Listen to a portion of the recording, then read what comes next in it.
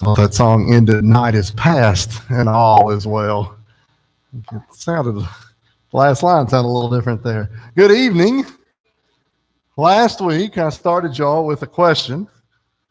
Everybody loved it. It was so memorable, I'm going to have to look it up. I said, have y'all ever been chased before? And we all had some good stories. So I'm going to ask you this, but I want to tell you something first, because I remember well when this was said. My Aunt Tony used to live in Moorhead. And one year we went up there for Christmas, and we didn't usually go to her house. I don't know if it was 94, maybe 95, but we went up there, and Boo and her bunch and Dad and his bunch, Dave and his bunch, we all went up there. And I remember, whatever the case was, I don't know what was happening, but their brother Dave, uttered this line when describing a food. He said, "It tastes a lot like muskrat." And every one of us in Tony's living room, or he went up about 3 steps into the living room, every one of us looked at him and thought, I can't make that comparison. But Dave could. I'd say that he's ate just about anything. But I want to ask you, what's the strangest thing that you've ate in your life?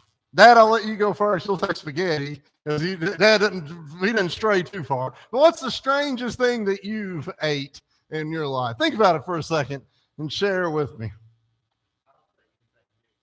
Anything mixed up that's not what we're looking for. You're not allowed to answer this one. So, goat and bear together. I think anytime you're eating pepperoni on a pizza, it's goat, isn't it? For real goat ribs. Okay. Bear. I'm sorry, Melon, what'd you say? Groundhog. All right. Scorpions. All right. Turtle once. That's pretty good. Anybody else? Tried it. I've had alligator. I liked it. It was good. Ants on purpose.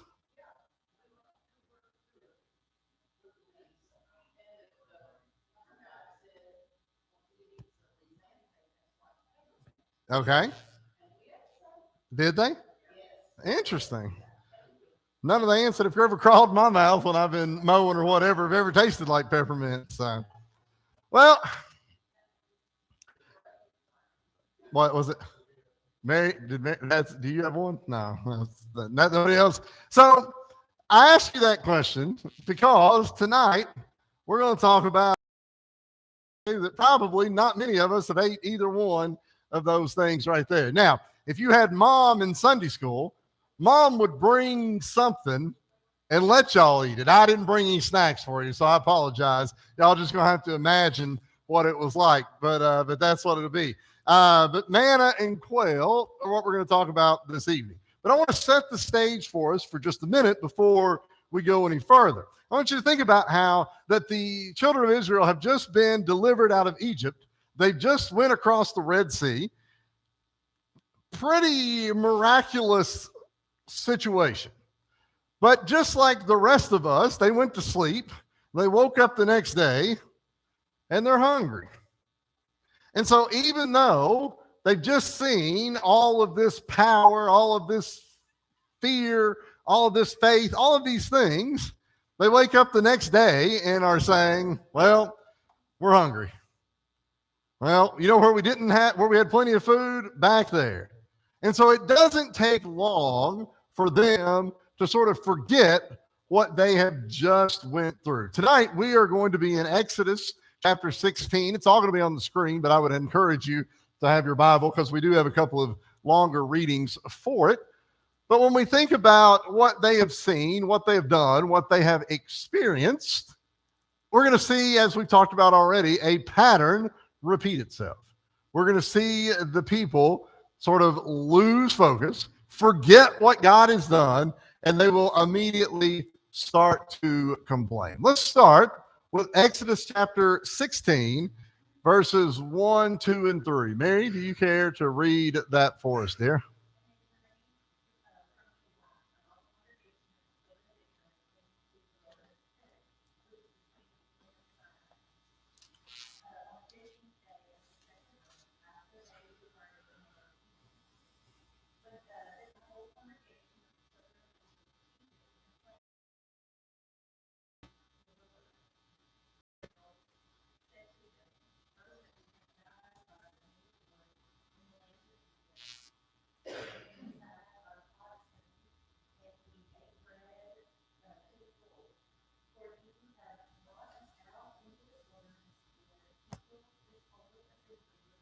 All right. So, as we said, how long does it take them to forget what had happened? Not long. It says in verse 1, the 10th day of the second month. And so they've not lasted very long, right? It's not been long since all this has happened, that they have immediately sort of forgotten what God had done for them. And it said they complained against who? Gave you two names there. Complained against Moses and Aaron. They're the leaders. Probably, I don't know if it's the first time people complain against leaders. Won't be the last time that we always want to throw blame at somebody for something. But they said, look what you have done for us. And then they did something that we do as well. They exaggerated what they had in Egypt, right? Oh, boy, I wish I could have died by the big old pot of stew there, right? I'd have probably ate so much I'd have fell over dead. They did not mention, go back and look at verses 1, 2, and 3 just real quick and see if you can find the word slavery in there. Didn't mention that at all, right? That was the bad thing. Like, no, but I'd rather just go back to it. So they remembered whatever good, they inflated the good, and they sort of disregarded the bad. So why do you think that they remembered Egypt as better than it really was?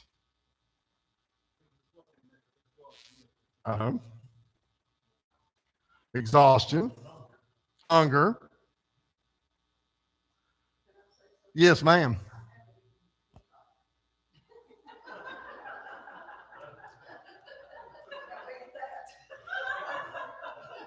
Sue Ann is eating.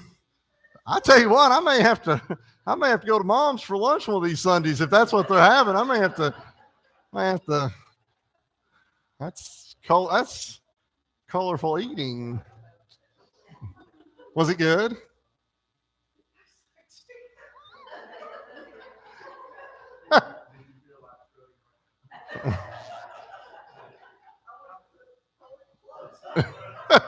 I don't know how many more of these puns we can do. All right.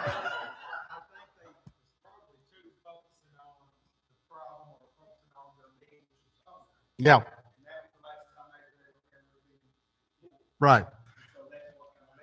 And part of that was we saw the last time they ate, right? The last time they ate good, if you want to say that. They ate the meal there at Passover, and they ate dressed and ready to go on this trip as well. And so sometimes when we complain, we tend to distort our memory. All right. We all do this. And anybody who's ever complained has done this, right? We distort the way that we remember things. But in the moment we're complaining, we want something that's sort of we want something fixed right then and there. So how can focusing on problems instead of promises distort our perspective today? Remember, what we're looking at is comparing these stories to practical things in life today. How does this distort our perspective today?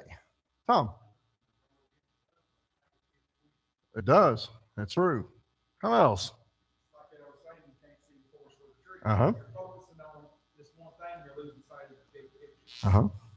What else?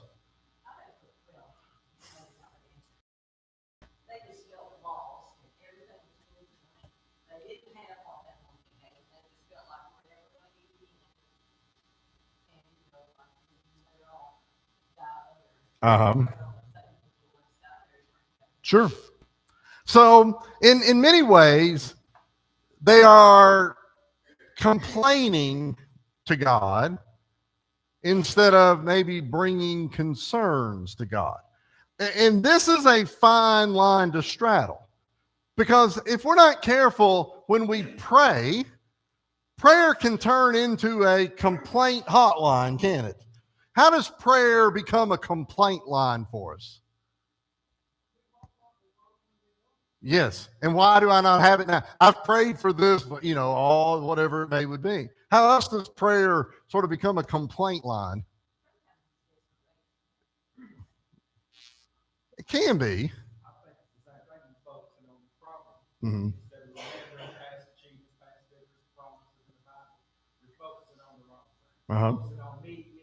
Right.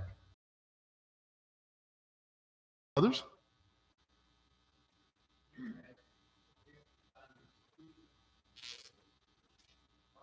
Right. So when we pray, there's different kinds of prayers, right? What are the kinds of prayers that we pray? Intercession, thankfulness, supplication, thanksgiving. There's different kinds of prayers, but none of those are complaints, right? And so we ask, and we ask for whatever it might be. Mary, I saw your hand up. I'm sorry. Yes.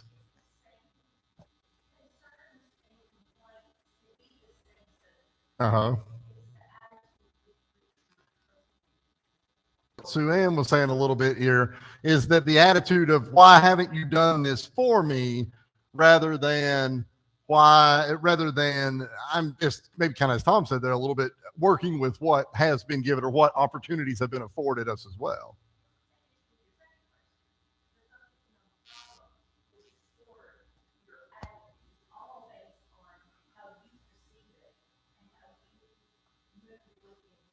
Uh-huh. Uh-huh. Right. Others? So this will be solved in the next handful of verses. So yes, sir.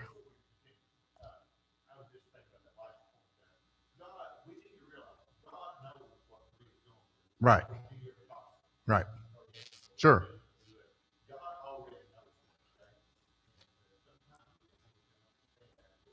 Right. I do, and we've talked about this in classes, and people have taught these classes before. Sometimes it is hard to articulate what the actual problem is, and that's something that we have to we kind of have to be careful with because I know what I want, but it's hard to maybe put it into words or maybe make it sound right as well. Tom, sure, right? Any others? Let's go a little further. This is Exodus 16, verses 4 through 12. Connie, do you care to read this? Maybe two or three slides here.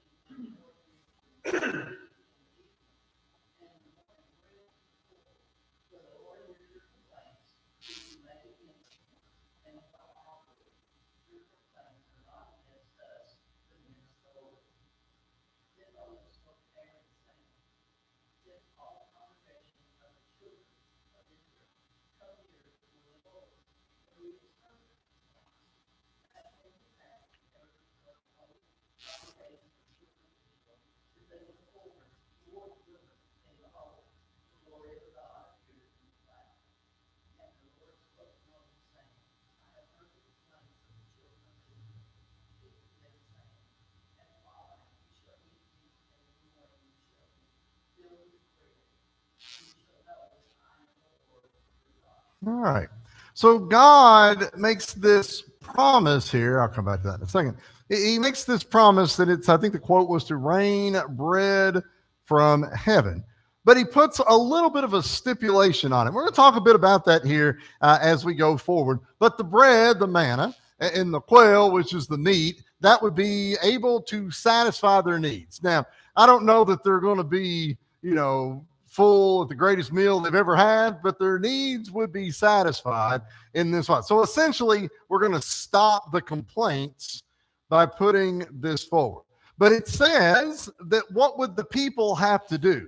Sit there, head up, mouth open, and it just drops in. They got to go get it. They've got to go gather it. And it said that it would be available at certain times, right? And they would have to go out. I think I saw the word quota in there as well. What is a quota? What does that mean? A set amount, whatever it is that they would have to be. So God hears their grumbling and responds with what? With a solution. Responds with a little bit of grace. Did they deserve it? We talk a lot about grace, right? Ever since God has opened the water for them and said, run on through, and the minute they got through, they started doing what? Do we do that sometimes today? Water. We talked yesterday or last week about red seas in our life, right? And how, God makes a way for us, and then we almost immediately will complain about something else. In verse 4, what do you think God meant by test them? It says, behold, I will rain bread from heaven for you, and the people shall go out and gather a certain quota every day, that I may test them. Will they go out and do what they said? How will they listen and obey? Good.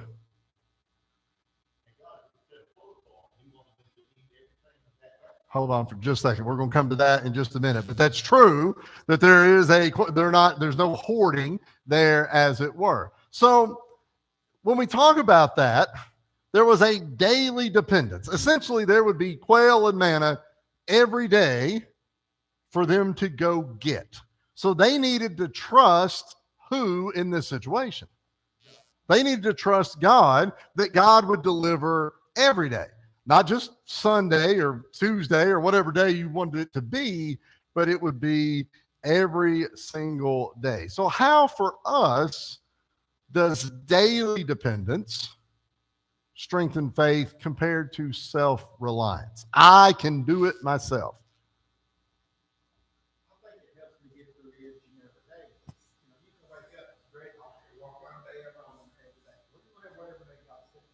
Right.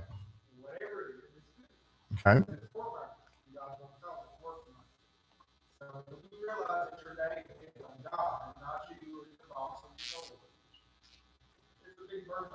Sure. But we struggle with that, right? We struggle mightily with that. What else does thinking about this daily do for us? I think it does. I think it helps to bring you closer to God, and we can sometimes we can have this happen even today. Church is Sunday, so I'm going to think about God on Sunday, right? But then the other days are not church days, and maybe I don't think about God as much. Can we fall into those kinds of things? Well, the same thing could certainly happen right there. Now, keeping that thought sort of in mind, we said a minute ago that God bestowed grace upon them by providing food for them.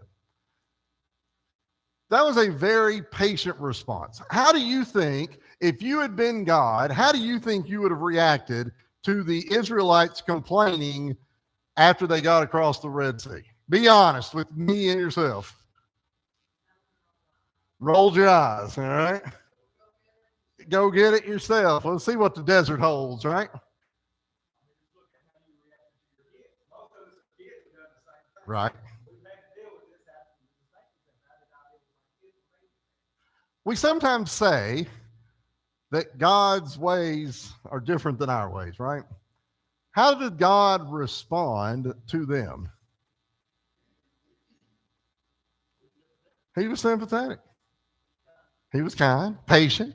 He provided. I'm sorry, Leland. He was long. Not a single one of you all said I'd have done it the same way that God did, right? We slipped into humanism real quick. Like, nope. Go out there and get it yourself, there as it were. Because we tend to look at things as sort of a scratch each other's back kind of a situation. Look, I already brought you through. Maybe you could do something for yourself over here. But that's not how God approached it, Ben.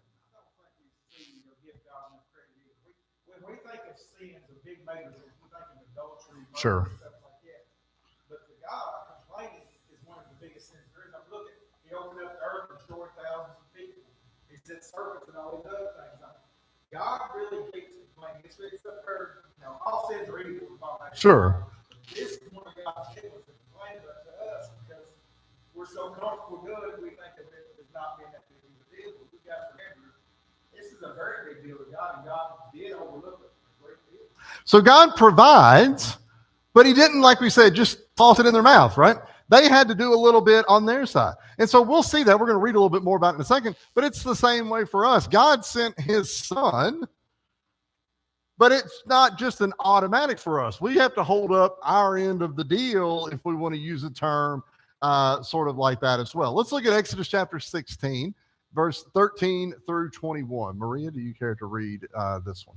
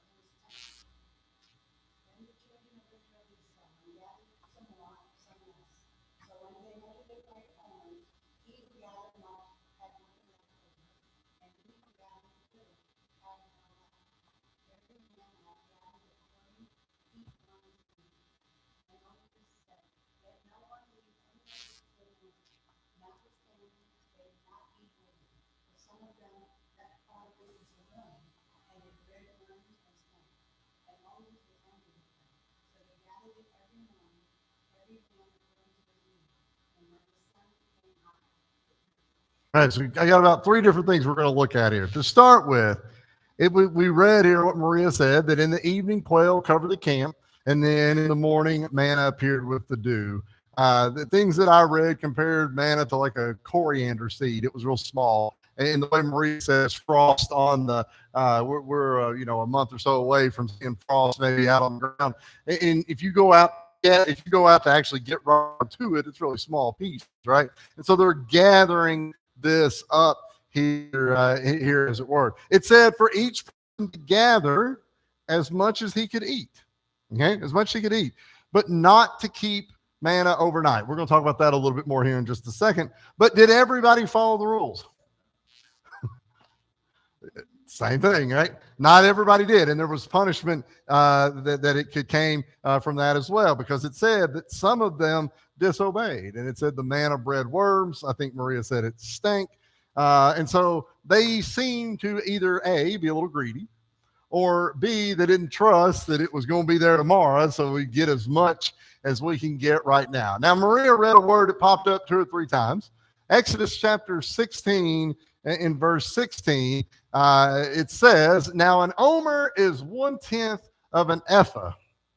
I mean, that's enough. Y'all got it figured out by now, right? So probably don't need any more than that, right? But I thought I need to know what an omer is. And so let's talk about real quick what an omer is. Number one right here, it's an ancient Israelite unit of dry measure, all right? So when we say dry measure, we're talking about things like grains, but not fluids, all right? So think about corns and wheats and stuff like that, but we're not talking about a liquid. Now, according to the Jewish Encyclopedia, which was published in 1906, they said, following some convoluted measuring, those are my words, that's not their words, but there was converting through about 8 different spots, but it came out to about 0.96 US gallons, so almost a gallon. Now, to be clear on this, we tend to use the word gallon to describe liquids. This was dry measure, but a gallon, so think about what a gallon of milk's size is, or a gallon bucket, that would be roughly what it was. However, the Jewish Study Bible, a more recent one, put the omer at about 0.61 gallons. So I'd say something like 3/4 of a gallon, maybe a pint and a quart or something like that would be what it would be. But nonetheless, that was what an omer was. And so you saw that word, but just remember it's 1/10 of an ephah and you'll be fine. If it's on the test, that'll be what it is.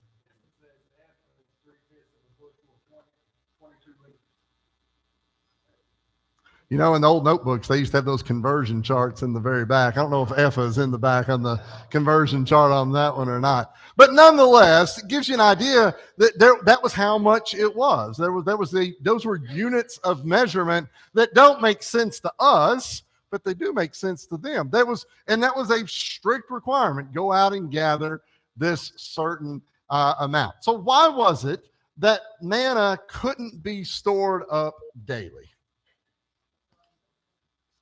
Well, first of all, they're told so. That's true. What else?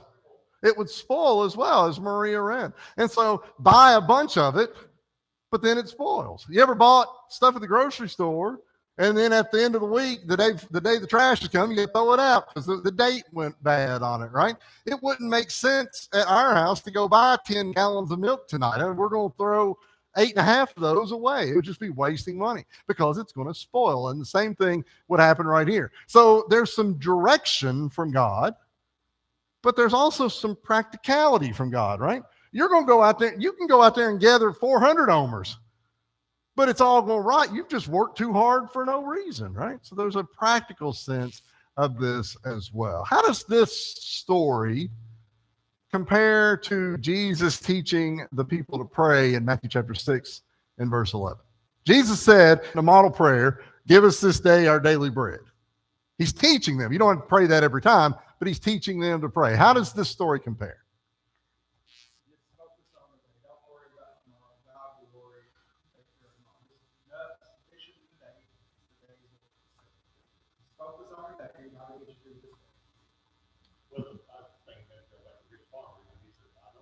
Uh-huh.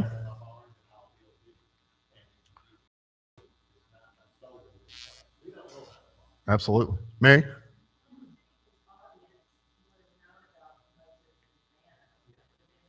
Right.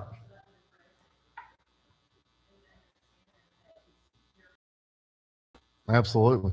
So that kind of answered it a little bit, but with the store, he said the rich man that was going to build bigger barns and all that. But how do we store up manna today?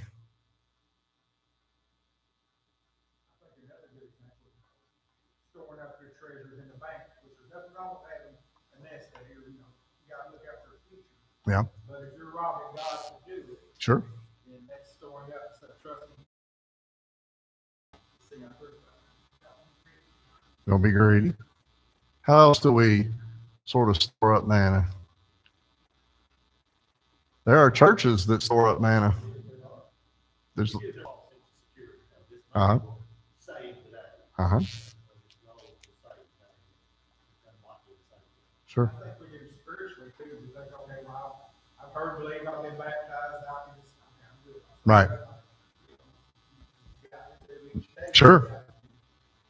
You can't just quit when you get the baptism. Right. Others. Mary. Uh-huh. Absolutely. Not using talents in service, not doing things that, not extending yourself, stretching yourself to be able to try and do more things. Yeah. Yeah. Sure. Yeah. Uh-huh.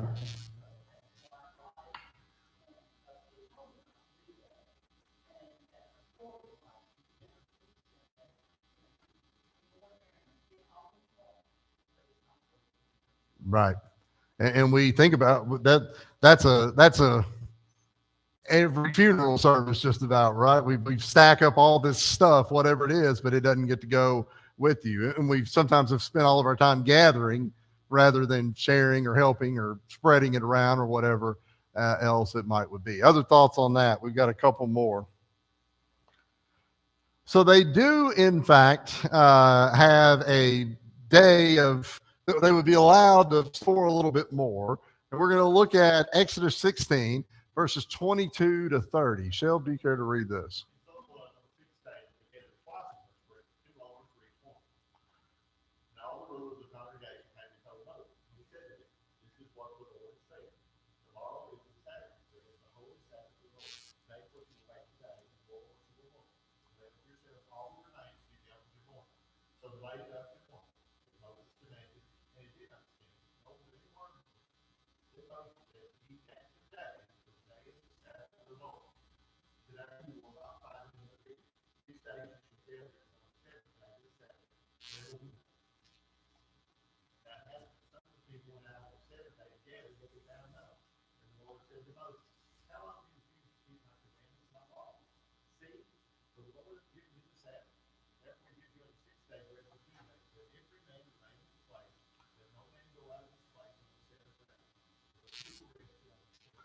So we see sort of this concept of a Sabbath day presented here, a day of rest. In Israel, on the sixth day, they said for them to go out and gather how much?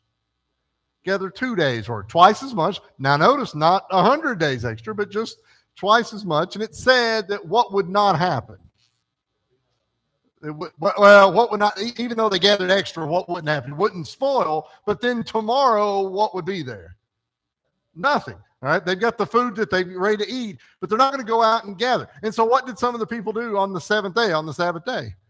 They went out and gathered. There's a little bit of aspiration right here when the Lord said to Moses, how long do you refuse to keep my commandments and my laws? Interesting right here. What is this fourth word? How long do... It doesn't really say that Moses went out and did it, right? But there were some people that went out and did it. Why do you think God fussed at Moses right here? You're responsible. You're in charge, right? And his job was to take the information from God and do what with it? Pass it down to the people. But if those people are going out together, in a sense, what it seems like God is saying to Moses is, you got to get your people in line. They don't seem to have as much faith in God, which maybe means they don't have a lot of faith in Moses. And if we don't have faith in the leader, we're going to struggle, right? We're all going to sort of go our own way. We talked about that a couple of weeks ago, the last verse in the book of Judges, right? When everybody did what they wanted, and then what happened? Just all spiraled out of control right there. Why do you think God emphasized rest and dependence on him in this way?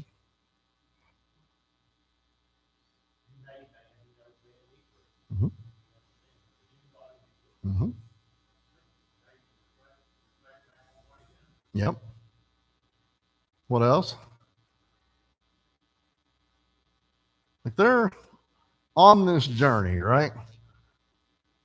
And their goal is going to be to get there as fast as possible.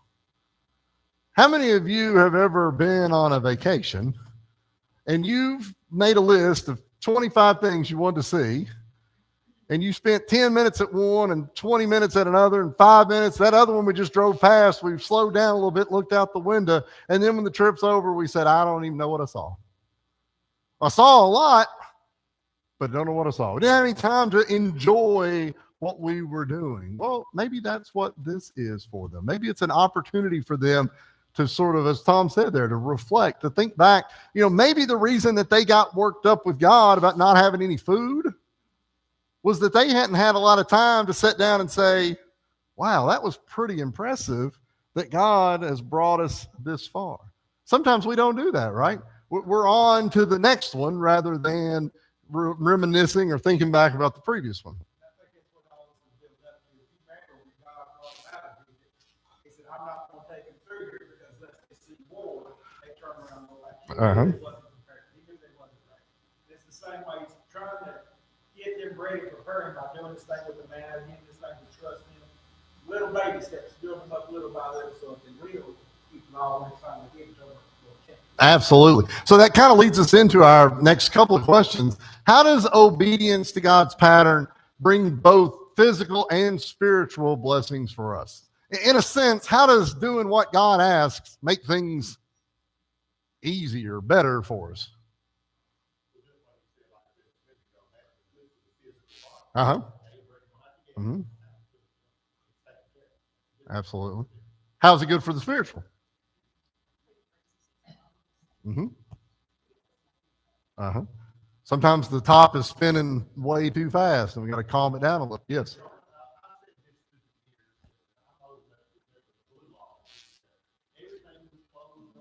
Uh-huh.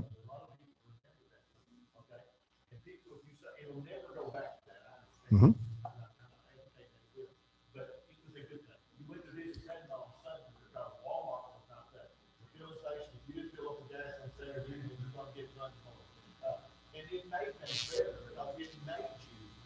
it made you relax, okay? Like they didn't leave here, they had to sit down before you relax.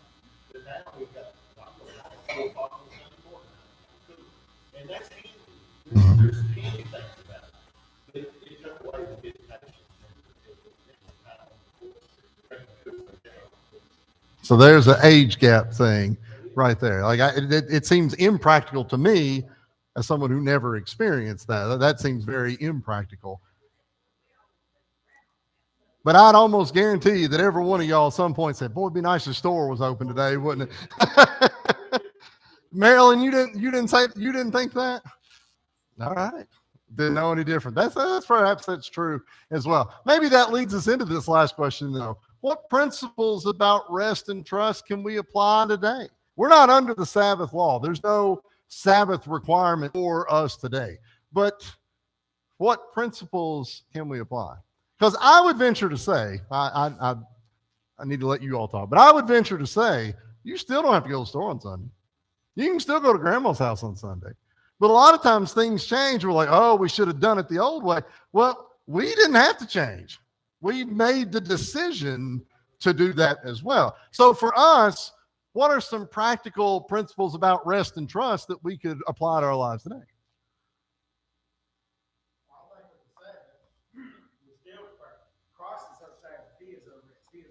Uh-huh. And we need to connect with him to get that rest. Every day we should be resting in Jesus, trusting in Jesus. Others? I was going to carry him, built 2 houses for us, and he would not work on Sunday. And he didn't think it was a sin to work on Sunday, but he said, I need to rest, and that's the time to use my oxygen, not in the there's because you work very, very hard. Right. And I think that we can do the same thing. It's Sunday. It's relaxed. Sure. I think, like you said, we don't have to go. Yeah. We choose to go. Yeah. Any others? We have one last thing here. Nobody else? All right. Let's finish with Exodus chapter 16, 31 to 35. You'll notice in your Bible it actually goes to 36, but verse 36 is that 1/10 of an ephah. And so we already read the important stuff first. Right? No, I'm just kidding.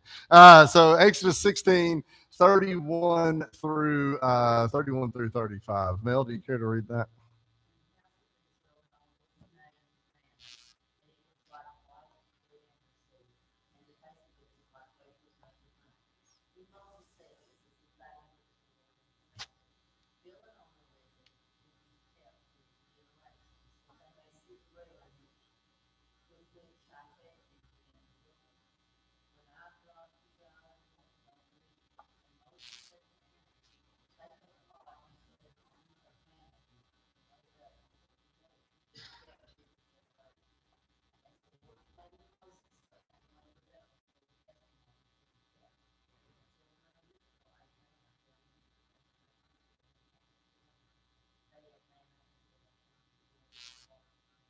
So we see here that God commands them to keep a jar of this manna before the Lord, essentially to kind of a little monument of it there, as it were, that he would have that for them.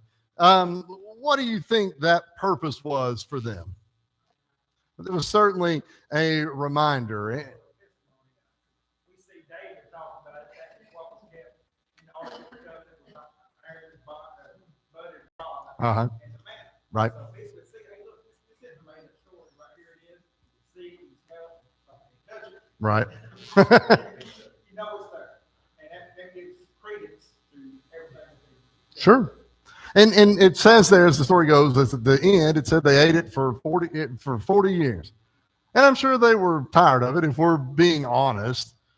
But we're not tired of eating, right?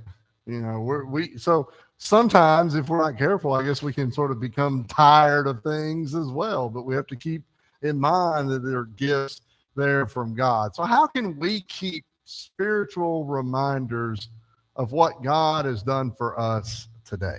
And I know it's easy to say like communion. I'm not talking about that. I'm talking about like for our own individuals. What are some reminders that we can keep? Mm-hmm. What else? And there's also ways that in the Bible, those little bracelets, what would Jesus do? Little things that you can look at and see throughout the day that remind you. Sure. I keep a little sign on my office door. First thing I see when I go out when I come back in. Says, relax, man. I've got everything under control, and it's signed Jesus. Right. So that's just a little where I remind myself before I leave and I come back in. You ain't got control of everything, just relax. Uh-huh. How many of you have something at home given to you by somebody else? Maybe another, somebody from church or something like that. Maybe they've given it to you. Maybe they passed away and they wanted you to have that kind of thing. It's a way to remember them, as it were. I think that we have things that our Christian brothers or sisters have given to us. Those are reminders for us to have as well. Magnets that maybe hang on a fridge or something along those lines. But it's just something that keeps things at the forefront of our mind. If you don't ever think about these things, what will happen? They'll be gone. Right? It's very easy to forget. If it's not easy to forget, tell me everything you learned in 10th grade math. You ain't thought about it since 10th grade, right? We've not been thinking about it a lot. It's easy to forget. Now, we could get the mind jog, but there's some of us we could pull that out and he's like, I just don't know this. Well, that's not really that big of a deal. But what if we treated the Bible the same way we treated 10th grade math? We did it for a year and then we never thought about it again. How does manna point forward to Christ? Let's look real quick. I want you to turn John chapter 6, 31 through 35. I believe this will most of it will be in red. John chapter 6, 31 through 35. Actually, in verse 30, it said they'd ask him, what sign will you perform that we may see it and believe you? What work will you do? Our fathers ate the manna in the desert, as it is written, he gave them bread from heaven to eat. And so they're reflecting here on things that had happened to their ancestors in the past. Jesus said in verse 20 or 32, most assuredly I say to you, Moses did not give you the bread from heaven, but my Father gives you true bread from heaven. For the bread of God is he who comes down from heaven and gives life to the world. Then they said to him, Lord, give us this bread always. And Jesus said to them, I am the bread of life. He who comes to me shall never hunger, and he who believes in me shall never thirst. How does that story compare to our Exodus story tonight? Manna would be a substance that would help these people continue on their journey to the promised land. Jesus is our substance that makes absolutely certain we can make the promised land. He's the substance of that. We're not going to physically eat Jesus or anything like that. But if we have Jesus in our lives, if we may die tonight, and say, well, all in the world that poor thing has was Jesus. That's all in the world that poor thing is. It's all we need. As you said, you will never thirst, never hunger, because you are going to. Others? God provided for them then, He's providing for us now. Then it was physical life, now it's spiritual life. He gives us all that we need to have. Any others? Sure. And they needed it when? No. When did they need the manna? Every day. Not on Sunday for 30 minutes or, Wednesday for an hour. Mary? Absolutely. They had to go out and they had to go get it. And I think we see that with Jesus quite often talking to the people. They would look back and they'd say, well, this is what our ancestors did. And Jesus would turn that ancestor spigot off real quick. And he says, it's not about them. It's about what you need to do there as we go. You don't say, I'm coming to you. Right. He says, you have to go to Jesus. Right. He's there. You have to go find him. So I think when we look at tonight, you can finish this, Ben. I think when we look at this evening, there's 4 things for us to take from it. I think number 1 is trust, right? God provides what we need daily. Not some days, not occasionally, but daily.